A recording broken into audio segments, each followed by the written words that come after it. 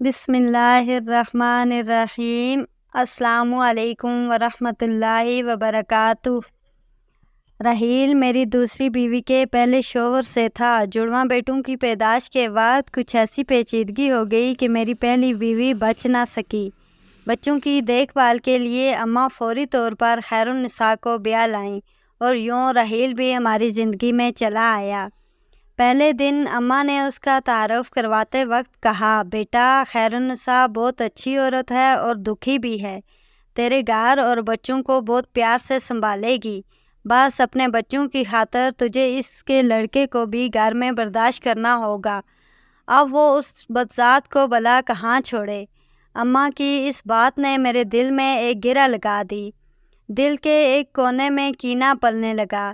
رحیل بہت تمیزدار بچہ تھا۔ ایک چیز جو میں نے شدت سے نوٹ کی کہ میرے سرد رویے کے باوجود وہ مجھ سے بہت محبت کرتا اور میرے رویے سے اسے کوئی فرق نہیں پڑتا تھا۔ صبح جب میں ناشتے کے لیے کھانے کی میز پر آتا، رحیل انتہائی تمیز کے ساتھ السلام علیکم ابا جان کہتا اور بھاگ کر میرے آگے اخبار رکھتا۔ میرے دل میں لگی گرہ ڈھیلی ہوتی کہ ساتھ ہی آواز آتی، ارے بدذات، چل اپنی ماں سے کہہ جلدی ناشتہ لائے، میرے بچے کو دیر ہو رہی ہے۔ وعلیکم السلام کے ساتھ رحیل کے سر پر پیار دینے کے لیے اٹھتا ہاتھ میری اپاہج سوچ کے ساتھ لڑتا اور شکست کھا کر ڈھیر ہو جاتا۔ خیر النساء نے میرے گھر اور بچوں کو اچھی طرح سنبھال لیا تھا۔ وہ بہت صابر عورت تھی، کبھی شکوہ زبان پر نہ لاتی۔ مجھے یاد ہے ایک دن رحیل اس سے پوچھ رہا تھا، امی جان بدذات کیا ہوتا ہے؟ میرا پورا جسم کان بن گیا۔ میری سماعتیں شدت سے خیر النساء کے جواب کی منتظر تھی۔ مسکرا کر کہنے لگی، جب کوئی آپ کو بہت پیارا لگے اور نظر لگنے کے ڈر سے آپ بتانا نہ چاہیں تو اسے بدذات کہتے ہیں۔ اس دن میں نے دیکھا رحیل بہانے سے سارا دن اماں کے ارد گرد پھرتا رہا، کبھی جائے نماز بچھا کر دے رہا ہے اور کبھی ذرا سے کھانسنے پر پانی کا گلاس ان کے آگے رکھ رہا ہے۔ اماں کی آواز آئی، ارے بدذات، کیوں میری جان کھا رہا ہے؟ ڈرامے باز، جا دفع ہو جا، کچھ پڑھ لے، کیا جائر رہ کر میرے بیٹے کے مال پر عیش کرتا رہے گا؟ رحیل نے کھٹ سے اماں کے گلے میں باہیں ڈالی، چٹا چٹ ان کے گال پر پیار کیا۔ اچھا پیاری دادی کہہ کر بھاگ گیا۔ میں وہیں اماں کے تخت کے پاس بیٹھا دیکھ رہا تھا۔ اماں کی آنکھوں میں ہلکی سی نور کی چمک نظر آئی اور پھر معدوم ہو گئی۔ کیسے بدقسمت تھے ہم ماں بیٹا اور کیسے خوش بخت تھے وہ ماں بیٹا۔ خیر النساء نے بچے کے دل میں نفرت کی گرہ نہیں لگنے دی تھی، اور میری ماں مجھ اونچے لمبے مرد پیشہ کے اعتبار سے وکیل کے دل میں کس آسانی کے ساتھ گرہ لگانے میں کامیاب ہو گئی تھی۔ مجھے جوتے جمع کرنے کا بہت شوق تھا۔ اچھے جوتے میری کمزوری تھی۔ میری وارڈروب میں ایک سے بڑھ کر ایک جوتا موجود تھا۔ رحیل بہت شوق سے میرے جوتے پالش کیا کرتا۔ کئی بار میں نے اسے بڑی دلجمی سے جوتے چمکاتے دیکھا۔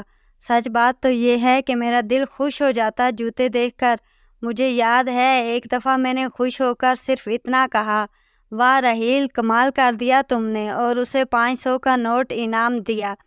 بھاگا اماں کے کمرے میں گیا، دادی جان دیکھیں ابا نے مجھے انعام دیا ہے۔ گھر کے ملازمین سے لے کر گھر میں آنے والے ایک ایک مہمان کو بتاتا کہ ابا نے مجھے انعام دیا ہے۔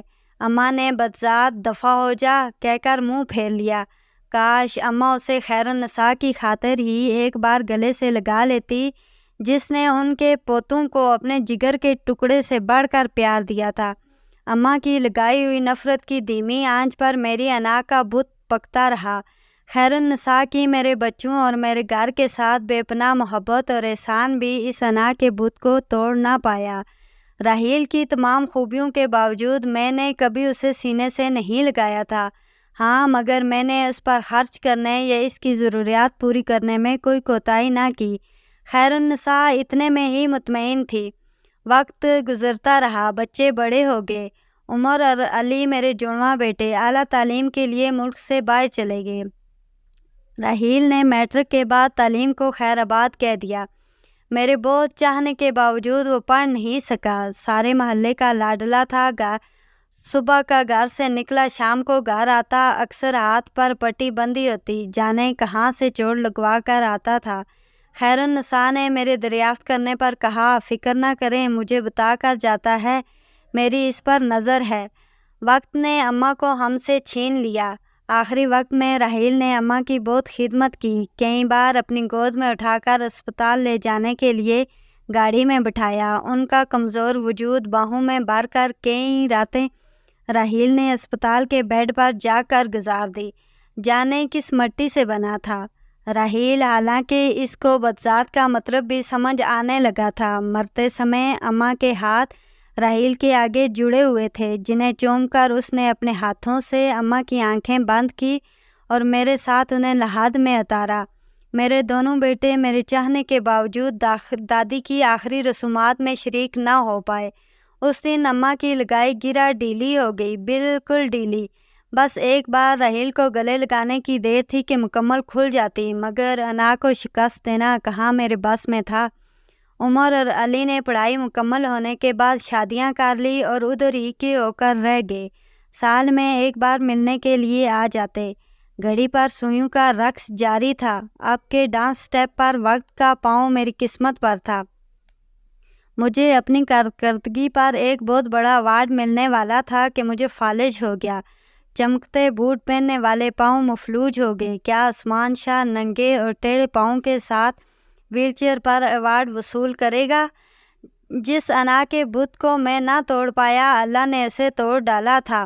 نوکروں کی فوج کے باوجود راحیل میرے سارے کام اپنے ہاتھ سے کرتا۔ تقریب والے دن اس نے مجھے اپنے ہاتھوں سے بہترین لباس پہنا کر تیار کیا، جیسے کوئی باپ اپنے بچے کو اسکول کے پہلے دن کے لیے تیار کرتا ہو، اور پھر ایک انتہائی خوبصورت کالے چمڑے کے بوٹ میرے پاؤں میں پہنانے لگا، جو کہ اسپیشل میرے پاؤں کے لیے بنے تھے۔ مجھے جوتوں کی بہت پہچان تھی۔ جوتے ایک بہت مہنگی کمپنی پر آرڈر دے کر بنوائے گئے تھے۔ ایوارڈ کے لیے میری ویل چیئر چلانے کے لیے اسپیشل انتظام تھا، مگر راحیل خود میری ویل چیئر چلا کر اسٹیج پر لایا اور ایوارڈ ملنے کے بعد میرے گال پر بوسہ دیا اور کہنے لگا، I am proud of you بابا۔ ایک بار پھر جیت گیا۔ انا بہت ظالم ہوتی ہے، اس کی لگائی گیریں بہت سخت ہوتی ہیں، وقت کے ساتھ ڈھیلی تو پڑ جاتی ہیں مگر کھل نہیں پاتی۔ بدذات، آج شاید میری انا کا امتحان تھا۔ ایوارڈ کی تقریب کے بعد راحیل مجھے جوتوں کی ایک فیکٹری میں لے گیا۔ اندر داخل ہوتے ہی میں نے دیکھا ہر کوئی راحیل کو سلام صاحب کہہ رہا ہے۔ پھر راحیل مجھے ایک دفتر میں لے گیا جہاں ایک خوبصورت بزرگ بیٹھے تھے۔ راحیل کو دیکھتے ہی اٹھ کر آئے، اس کے سر پر ہاتھ پھیرا اور کہنے لگے، مبارک ہو عثمان شاہ صاحب، اللہ کو کوئی تو آپ کی بات پسند آئی ہوگی جو اس نے آپ کو راحیل جیسا بیٹا دیا۔ یہ آپ کے بیٹے کی فیکٹری ہے، آپ کا بیٹا دنیا کا سب سے مشہور شو میکر ہے۔